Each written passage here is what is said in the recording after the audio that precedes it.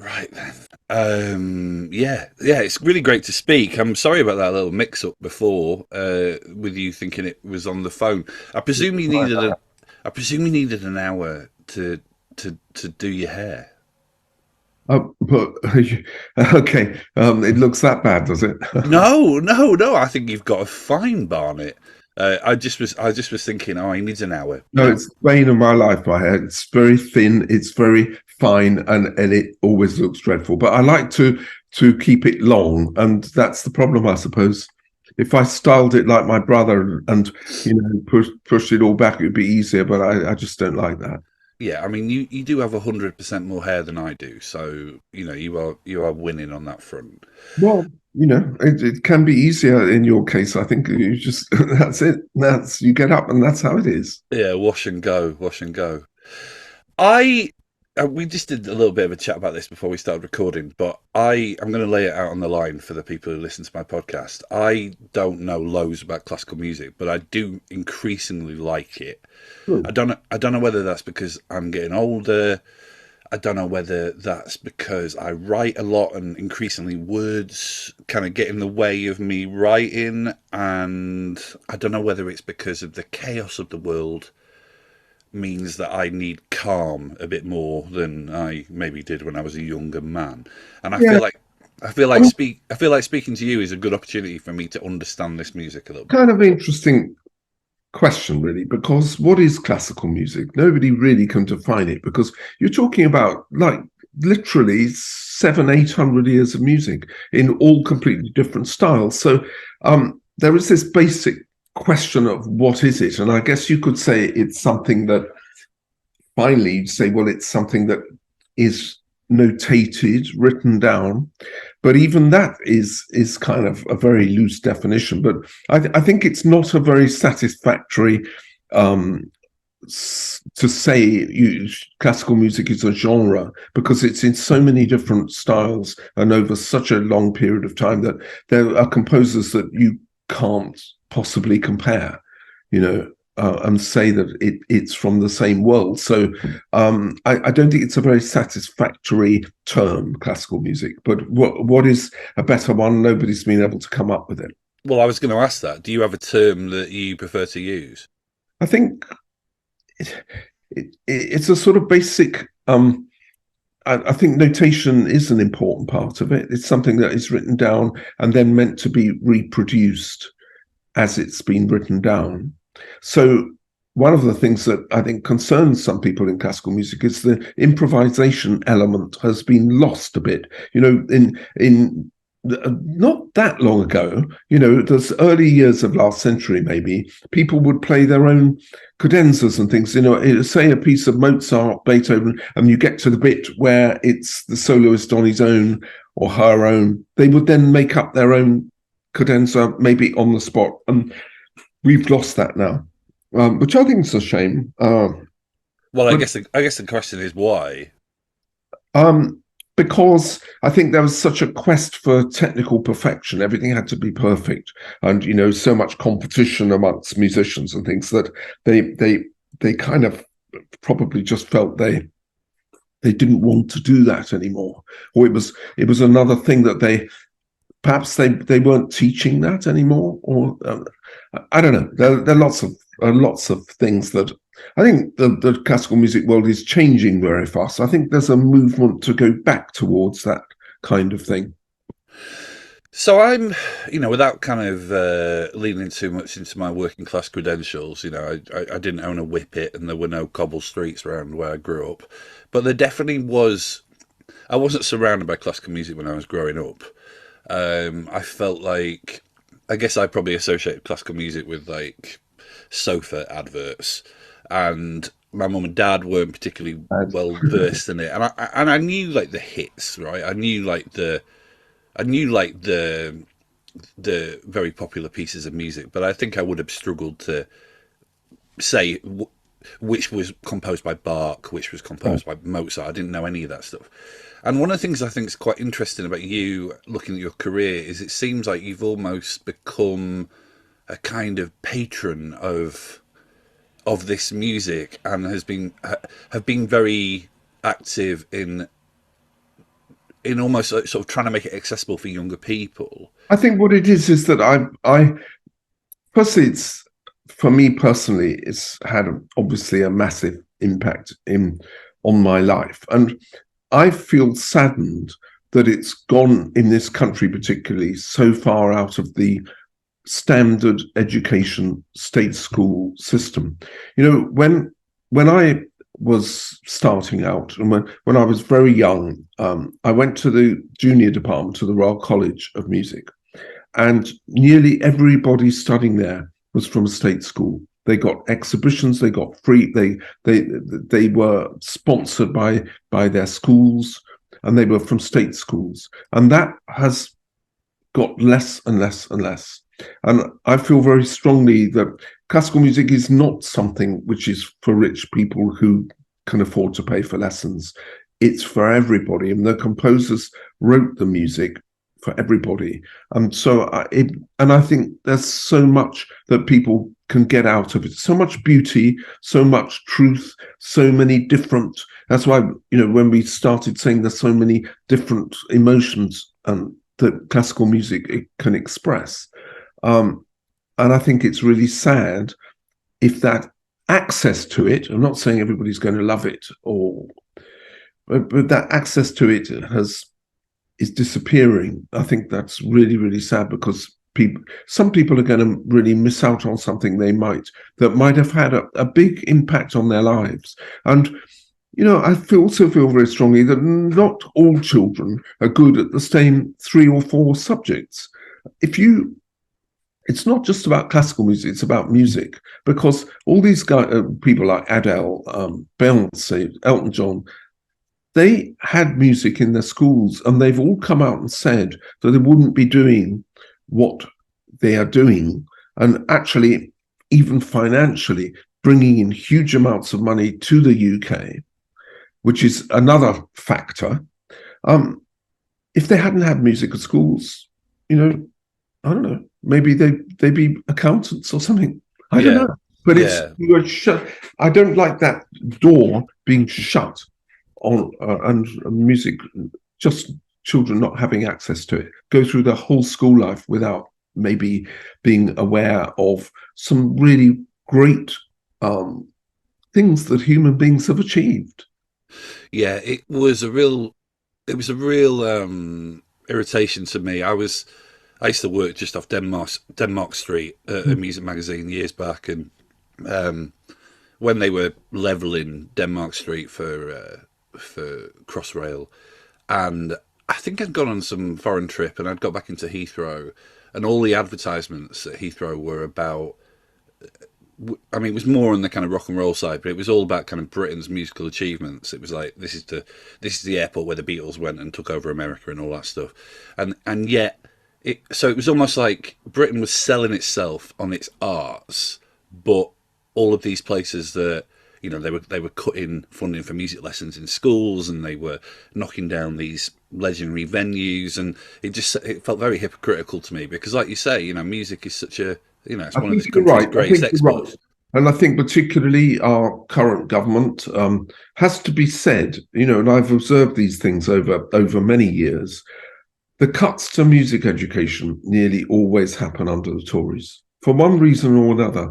And it dates back to the Thatcher years when so much money was cut to local councils. So, of course, the first thing that goes, I say of course, but I don't know why it's of course, because, the arts are really important. They also bring in a lot of money into this country. And it is hypocritical to hold these people up and to say, look what we do in the arts, when actually it's being cut and those opportunities are being denied to people who go to state schools. And not there are still a few fantastic schools that put music that believe music is important. If you have a head teacher that believes that, you'll have music in the school. But if you have one that doesn't, and they're just concerned about their Ofsted ratings, the music just might not be there at all. And although it's supposed to be part of the national curriculum, there's all kinds of ways that schools find to get around that. I suppose I think a little bit as well, and you can correct me if I'm wrong.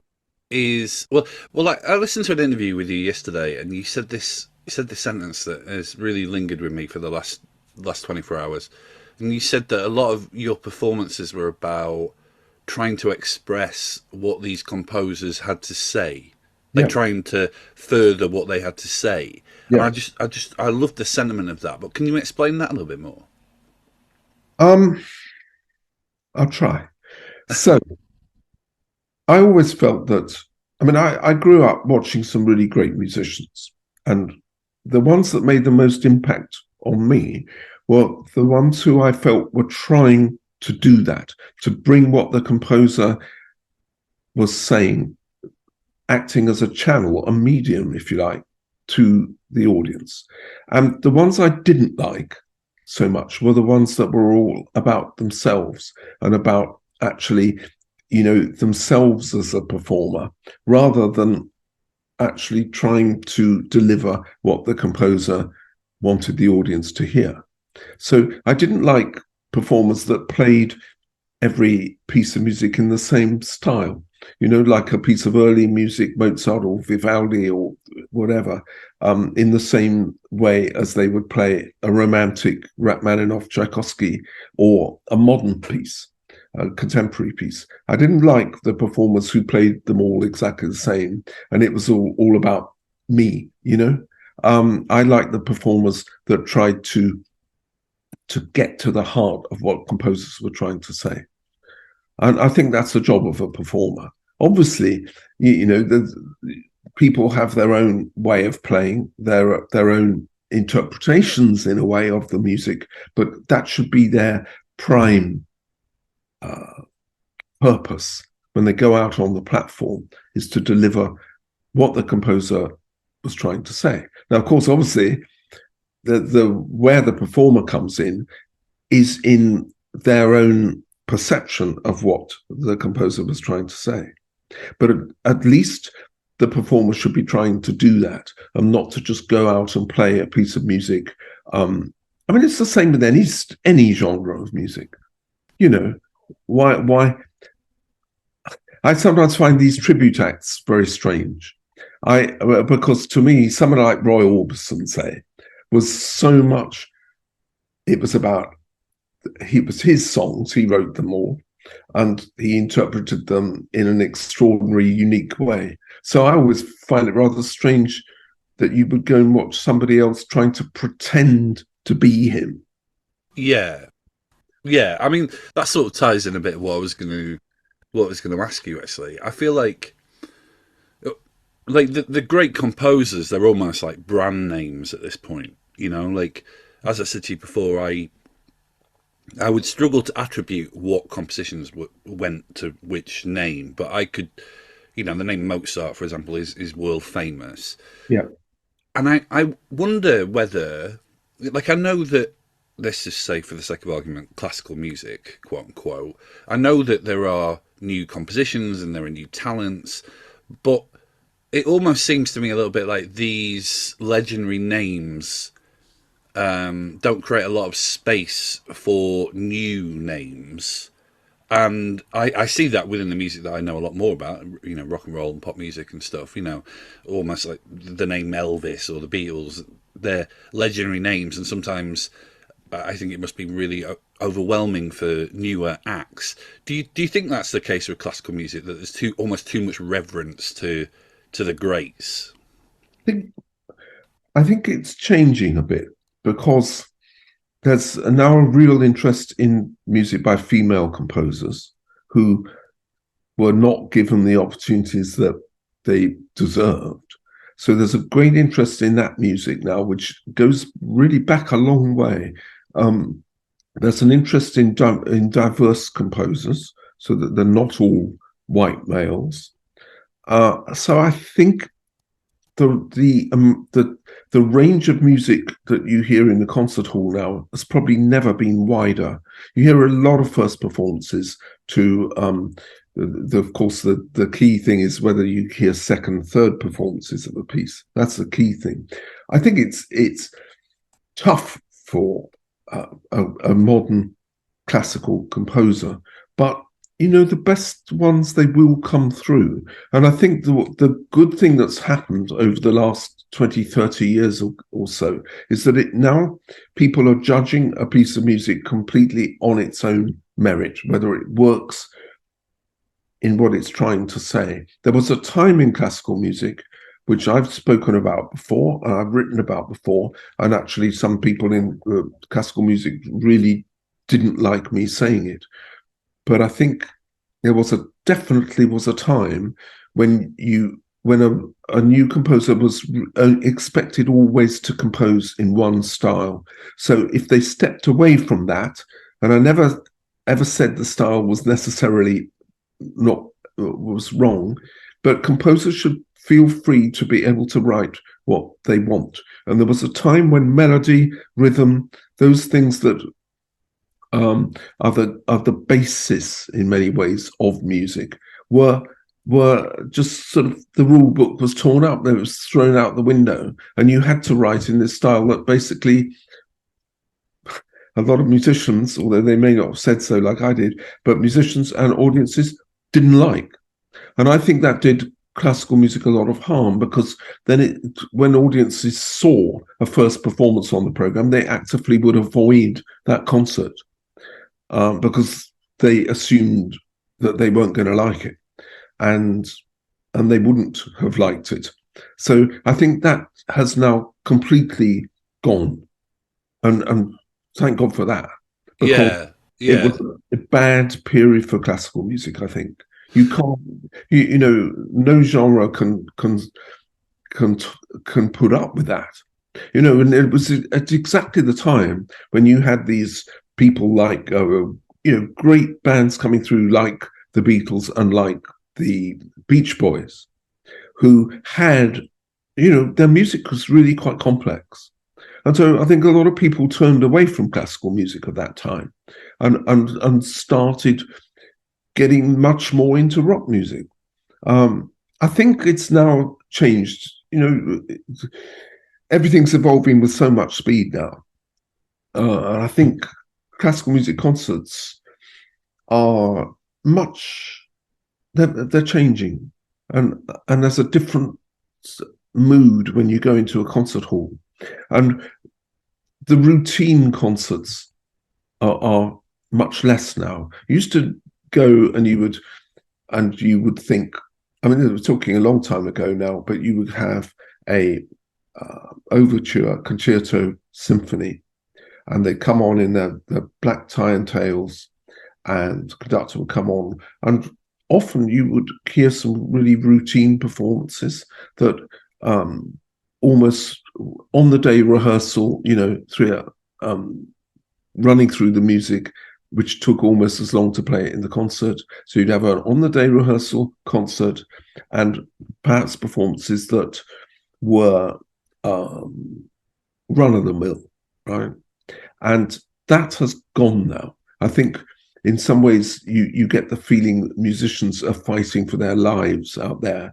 And in many ways they are, because there have been so many cuts. These Arts Council cuts, the Department of Education cuts is the only word we seem to know now.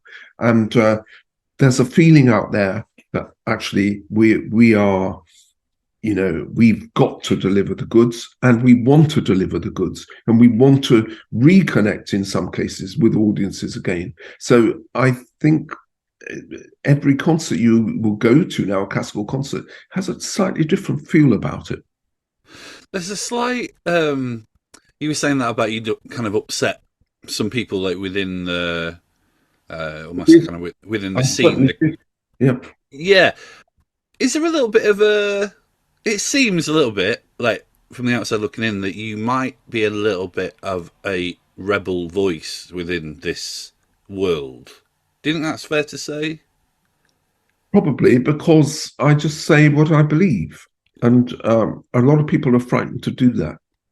Yeah, tell me about it. In the classical world, a lot of people are frightened to say what they believe. And I always felt when I was being criticized for saying something really quite straightforward and not really particularly controversial, I would think surely classical music must be a big enough broad church, isn't it? What they say, a big enough um, area to be able to conduct a conversation in public.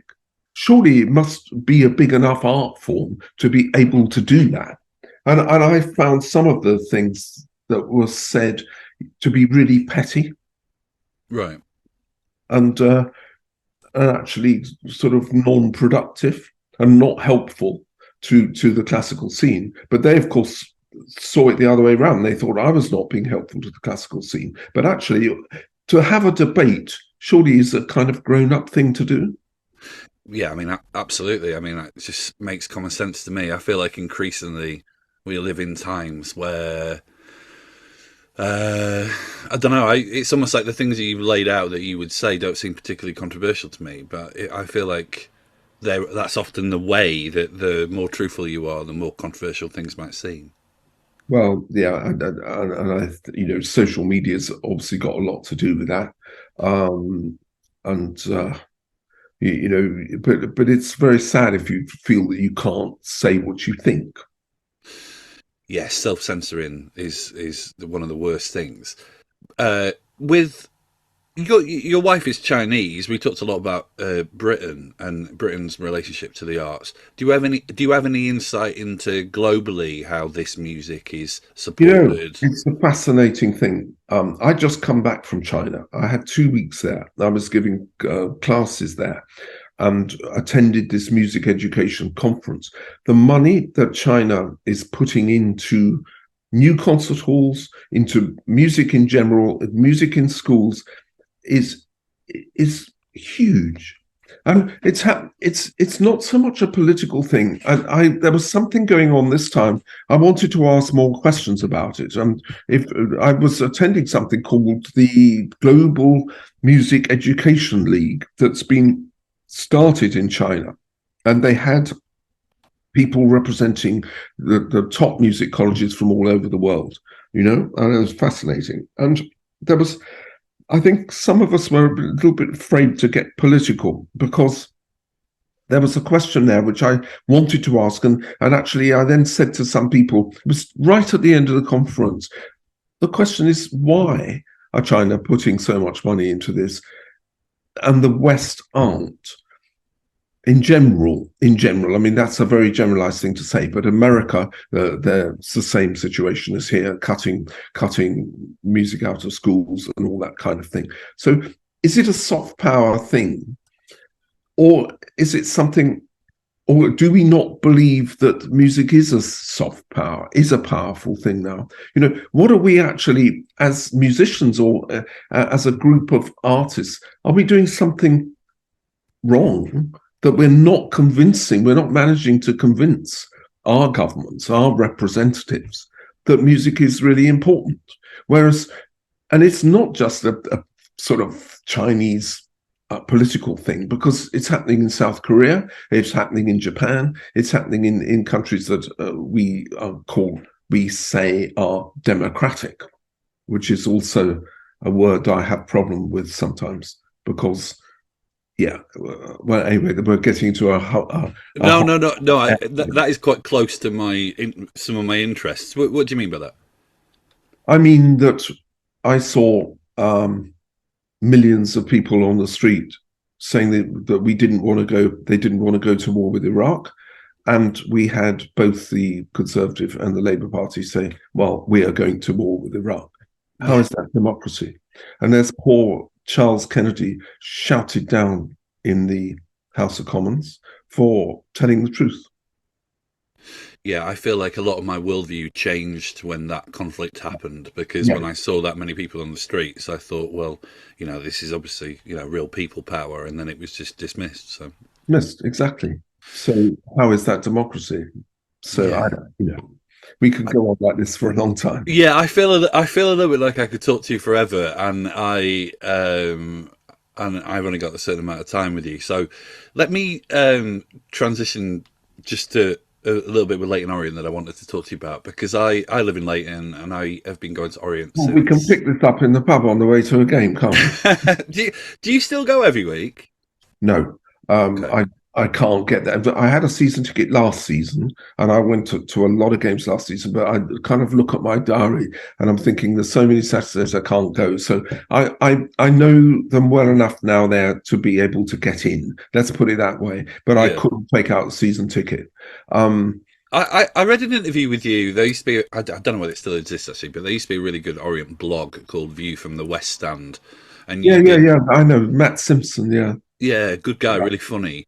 And I read that interview, and the, the whisper around Brisbane Road it always used to be Julian Lloyd Webber is going to buy the club, but he needs his brother to come in as well. That would be right. But I the rumor was always, well, not tell you rumor. what, no classical musician's ever going to make enough money to buy a football club. It's just it's. Ruin in I mean, in a couple of weeks. I don't know whether you would feel comfortable knowing how many people used to talk about your bank balance in E10. But what everyone always used to I'm sure say, they've all got it wrong. well, what everyone always used to say was that it's a shame. Like, no disrespect to yourself. Everyone used to say it's a shame that it's not Andrew that's the Orient fan rather than Julian. Well, he is in a way, but he's never going to put his money into a football club. He would. He's a theatre man. I Yeah, think people have to understand these things. Obviously Elton John was prepared to do that for Watford because that was his total passion. With Andrew, his total passion is the theatre. So if he's not going to be buying a football club, he'll buy another theatre. yeah. I mean, Orient are okay now anyway. It was just that, Well, I you know, don't think they are. really. I don't think they are. They've got brilliant directors now. They've got a great chairman, a great board, and a brilliant manager. But the ground is too small. I see. I was at a game. I think. Well, I know the game it was in 1964, at home to West Ham in the cup. When I saw, I think it was 34,000 in there, their capacity gate. And now we can get 8,000 in. And Well, so, how can we go up? How could we go up to the championship with that number of spectators? So, because you've got sides like Sunderland in the championship, Sunderland get 40,000. How can we? Well, they get 40,000 every week at home. I think. yeah. I mean, How can we compete with that? yeah. I mean, it's mad to me because when I first started going, it was like the Geraint Williams, little window before Russell Slade takes over, and the ground was there was not a lot of people in the ground, let's say, and there was always this talk. There was some criticism of Barry Earn and building the flats on the corners and how that had taken the capacity down so much. And I always used to think to myself, well, yeah, but there's not many people in the ground right now. And then now, the reason why I don't go very often is actually because quite often it'll be a sellout, and I can't just, I'll get in. my life's too erratic to just kind of rock up and Right. book a ticket in advance and stuff. So you are right, but I don't really know I don't really know what the answer is, and thank God that the proposal of going and ground sharing in West Ham never happened. Olympic Stadium. Yeah, it's a funny one. That I wonder if we had gone up to the championship in 2013, whether that would have made life actually difficult for West Ham because they were at the point, struggling in the Premier, only one division above, and yet they're sort of gifted in. Well, okay, you've got to be careful what I say. But got a massively good deal on getting that stadium, Boris Johnson, Yeah, and we were stuck with an 8,000 seater down the road, just down the road. I mean, they came in and totally trod on our patch. yeah, yeah. Chimchinery and all that. Yeah. Julian, it's been so nice to speak to you. And like I say, I mean, I don't know. Maybe you should tell me kind of when we're not recording. Where do you drink on match day?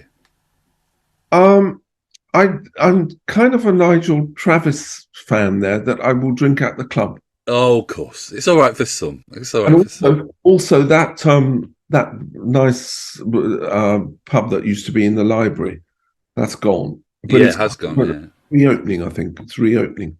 So maybe there.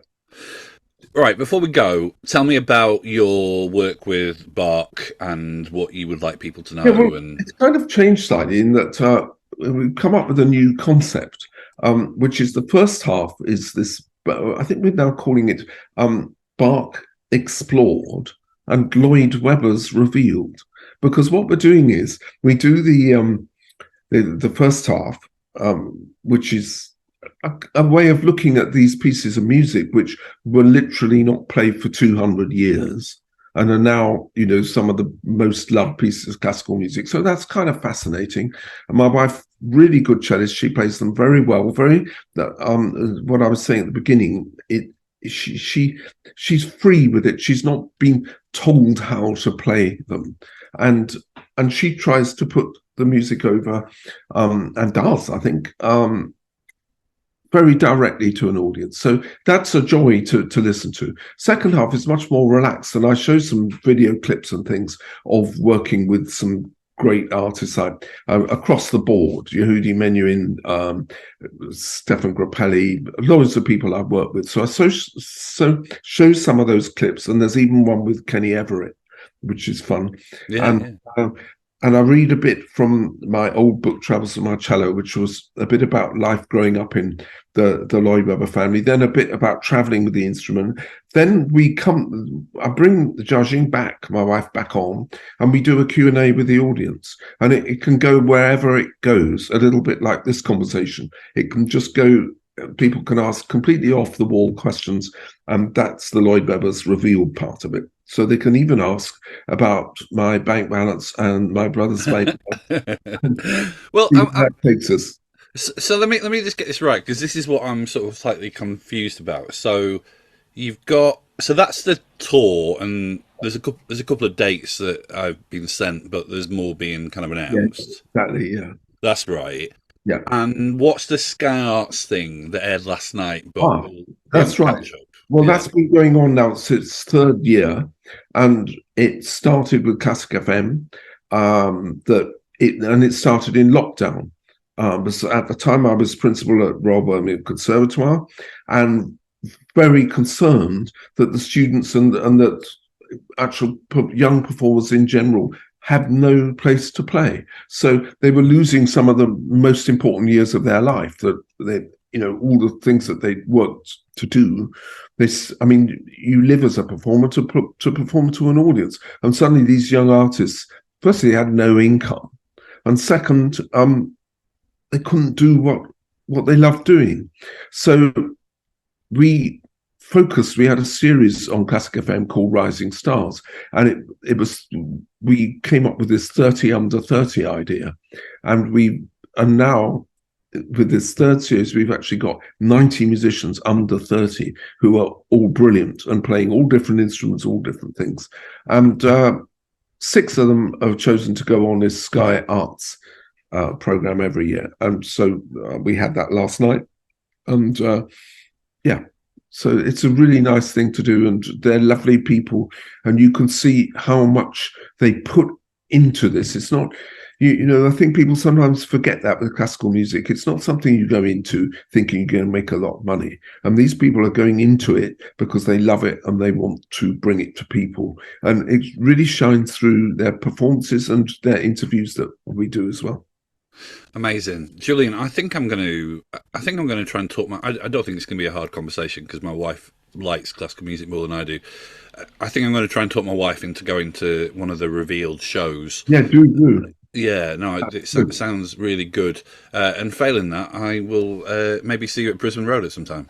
I'm sure you will. Okay. Love the O's. Thanks, Julian. Cheers. Yeah.